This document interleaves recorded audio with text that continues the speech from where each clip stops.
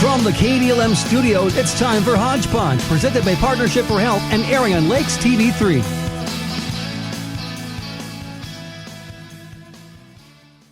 Good morning. Welcome into Hodge Podge here on a Tuesday. Yeah, it is Tuesday, November 10th. Joined via Zoom studios today, we have Kelly Blackledge with us from the Tamarack National Wildlife Refuge. Kelly, good morning. Thanks for being with us today. She's waving. How you doing? I'm doing good. Yes, it is. It's nice to have some sunshine. And after that warm week of being outside, boy, couldn't be any better. So 2 weeks ago, it looked like we were in the dead of winter with snow and cold temperatures. Then last week came and it was almost summer-like, and now we're kind of back to normal again here for this next week in November. Of course, Kelly, deer season opened up last weekend for the firearm season. Lots of folks out in their blaze orange. How are things at the refuge? Yeah, so there was a lot of sweat under that blaze orange, I think. Yeah, it was a warm start to the season for sure. So, I've been talking about how we've had a lot of people on the refuge, especially when it gets nice out, people are hiking and it's been really busy. And I really expected that we'd have a record turnout for a deer opener on the refuge as well. But actually it was a little bit down in terms of pressure for deer hunting on the refuge, at least for the opening day. And then on Sunday, then we were kind of back up to regular numbers. Like people weren't maybe getting what they wanted at their regular site and thought they'd try the refuge. So that seems to be a little bit of a trend. Not that it's a whole lot different, pretty typical for deer season for us, but a good reminder to be sure and wear blaze orange, whether you're hiking or hunting. People need to be able to see you out there. So enjoy the refuge. The trails are still in really good shape. And we do have one trail, the Bear Paw Trail, that's in the closed area. So you're not interrupting hunting season if you hike the Bear Paw Trail. And that starts at the Discovery Center and then actually walks out to the historical cabins and back. So you can do a 1.5 mile hike and not be in the open hunting season area if you're concerned about that. But there's still some neat places to see on the refuge. I know over the next week or so, we're going to see a lot of those lakes and marshes freeze up. So there's less waterfall to see on the water, but still a lot of birds out there. So I'm going to ask you if you saw this story, the guy north of East Bethel, Minnesota, that was out whitetail hunting this weekend and came across a rather unique creature for Minnesota. He shot an alligator. Did you hear about this? I did. That is really unfortunate. Releasing pets into the wild like that, is just, that's how we get a lot of our invasive species, right? People, have a pet that they can't take care of and then let it go. Not only the species that it is, but they can also carry some bacterias and viruses and things like that we don't want to introduce into the wild. So there's always a better place for pets like that than just releasing them. I know that there was a metro area lake the DNR was also doing some surveying. They found 50,000 goldfish in this metro area lake. And again, I think you made a great point there, Kelly, that if you've got pets, whether it's goldfish or you got an alligator in your garage, and you're either become tired of it or you've outgrown it, simply just opening the back door and going shoo, and flushing them out into the wild is not a very good practice here in Minnesota. Yeah. There are times where things accidentally escape. We've had, some canaries and things like that occasionally turn up, but yeah, it is. And on a wildlife refuge, of course, it's against the regulations to release any animals onto the refuge. So just because we're a wildlife refuge doesn't mean we want every single animal out there. There are some special ones that we're taking care of. So keep it local native wildlife. Speaking of local native wildlife, wintertime is a great time for those bird watchers. And I know you wanted to touch a little bit about how to get your bird feeders set up for those winter months. Yeah, so let's bring them to your door, right? So typically, we don't recommend feeding wildlife in the backyard, but bird feeders are pretty small incidents of bringing wildlife to your back door. And that's the cool thing about bird feeders is that, through the whole winter season, we do have a lot of birds that stick around. And some supplemental feeding can be good for surviving a cold winter. However, most birds do fine on their own. We have a lot of resources, seeds, and things that are still available out there for those birds to eat.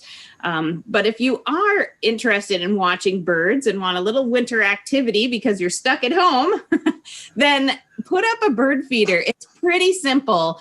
One of the things you want to keep in mind is to put it in a place where you can see it. It baffles me when people say, oh, I'm going to put it by this great tree, but can never see it and never enjoy seeing a bird out the window. It just, you want to put it in a place where you can see it. That's the point. Put it outside the window that you sit at the most or you walk by really often, whatever.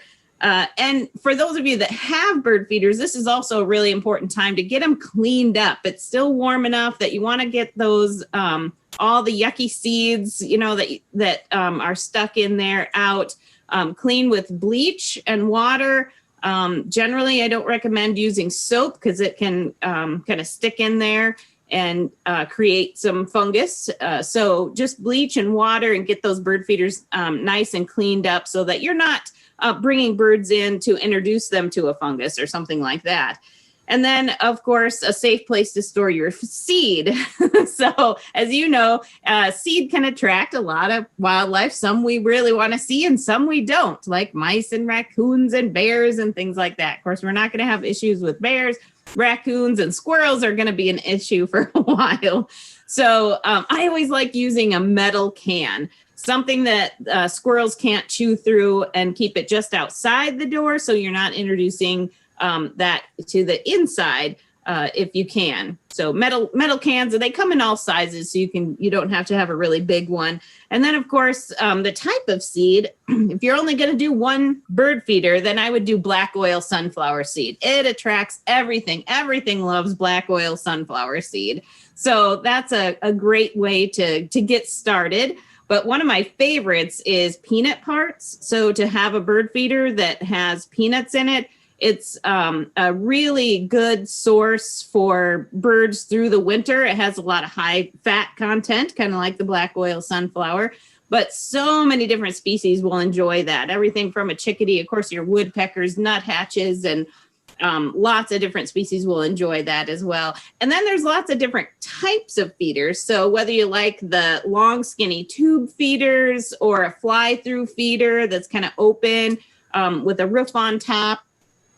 There's also, you can get a hopper feeder, of course, and that's going to hold the most, is a hopper feeder. And then you can also use a ground feeder, and there are different species that like different types of feeders. So depending on what kind of birds you want to see, you might pick or choose your feeder that way.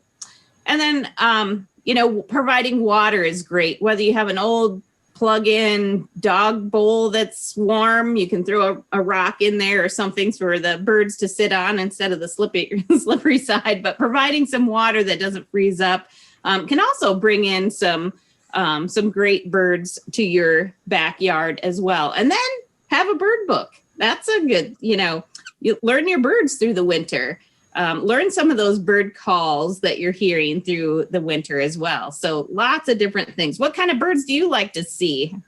You mentioned location of the bird feeder. So on one of our picture windows, I've got a bird feeder right out front of it. And of course, the cat likes to sit up in the windowsill. Now, at first, my wife and kids were like, oh, there's no way those birds are going to eat with that cat right across the glass. You know what? It took about a week.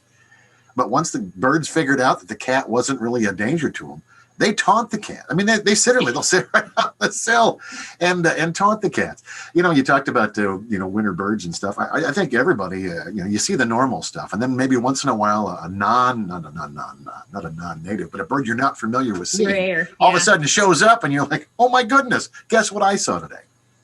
Yeah. One of the cool things about Detroit Lakes, I think, is that we're seeing a lot more cardinals. And those are always a treat when you live in an area where they're not common. And then to have a cardinal show up at your bird feeder, this bright red joy right at your feeder is just wonderful. And it's pretty neat that we get to see some of those in Detroit Lakes a lot more often than we did 10, 15 years ago, for sure. So they've kind of moved into the area. And those particularly they don't like the tube feeders so much. They like the hopper feeder or the fly through feeder. And of course, black oil sunflowers is a favorite of theirs if you want to try to attract a cardinal. Now, you were talking about woodpeckers. I got an interesting woodpecker story to share with you. So on one of our bird feeders, we actually have a GoPro mounted to it, and then of course the kids don't have to go outside. They can just open up the app and keep. Wasn't too long ago, this huge red-headed woodpecker was trying to basically destroy to get into the bird seed, and we were hearing this. And I said to the kids, I said, fire up the GoPro. I think there's something out there. Sure enough, literally the side of its head was right near the camera, and all you could see was its beak. They are ferocious when it comes to getting what they want. Yes. Yep. With a hard head like that. You can. Yeah, you talked about squirrels. How many thousands of hours do you think men have spent trying to find a way to keep squirrels away from their bird feeders? Yeah. Anyone, right? That's tricky business. So, and everybody has their own way. Like this is what you got to do, or anything from electrifying, the space around it so they can't get to it. Having a squirrel baffle does help. If it's up high enough, squirrels can jump, a good almost 4 feet off the ground. So you really have to have that up. And once you have your, the hook, shepherd's hook or something that you're putting a bird feeder on, especially the tube ones, then pretty soon it's hanging so low that the squirrels can jump onto the bottom of it. I don't recommend greasing a pole, but there's some people use slinkies around their pole so that it's harder to climb up. And usually some of these tricks will work for a while, but then those little squirrel brains get going and they just figure it out. It's crazy. It's the constant battle between man and squirrel. Yes. I do like having a ground feeder as well. And hopefully this year we'll have maybe a good finch year in terms of seeing a lot of red poles and pine siskins. And I haven't taken a look at the finch forecast, but there have been some of these finches seen so far. So we might get a good finch year. And of course, they're going to eat thistle seed. So the little tiny ones, so you'll have a different feeder for that. But most of those finches like to feed on the ground. So that ground feeder is going to be kind of important. And you can use a lot of stuff for a ground feeder. It doesn't have to be, perfectly up on feet, and you can pour feed, and a lot of feed ends up on the ground anyway, I think. But it'd be kind of cool to see red poles and pine siskins. And of course, we have our juncos here, and mourning doves will feed off the ground, and even the cardinals too. Blue jays will feed off the ground as well. So you can get a variety just by having some food on the ground. You just have to share it with the squirrels generally. I wanted to ask you about suet. A lot of folks put suet out over the wintertime. I don't, but I know a lot of folks do. Is that a bonus in the wintertime to provide some important nutrients for those birds? Oh, absolutely. One of the best fat resources for them. Unlike us, they need a lot of fat in their meal. So that's going to, the more calories, the better for those guys to be able to survive some of these cold nights. And especially when it gets windy or wet. Then it gets kind of dangerous for them. But having that fat content is really important. And you can get suet cakes, of course, or go to your local butcher and see if they have some beef fat that you can use and have that in a tree. Or, of course, there's special feeders for those as well. But, I always have suet out. It's it can, and in fact, I have a really big one, so it'll last a long time. But that'll, the big ones will bring in pileated woodpeckers and, your hairy woodpeckers and downy woodpeckers and all of those. But even chickadees and other birds will be feeding on those suet feeders too. So a really great resource for those. So if you only do one, do black oil sunflower and whichever type of feeder you'd like, a hopper feeder or even something on the ground, and make sure to keep your feeders clean. Usually we have on some years, especially when we have a really big finch year where there's a lot of finches, then we can get a salmonella issue. And that's usually from some feeders that just aren't being cleaned. And that usually shows up about March. So once we get, into February, think about cleaning those feeders. And that means like totally taking them down, emptying them out, cleaning them, letting them dry fully overnight before you fill them and put them back out again.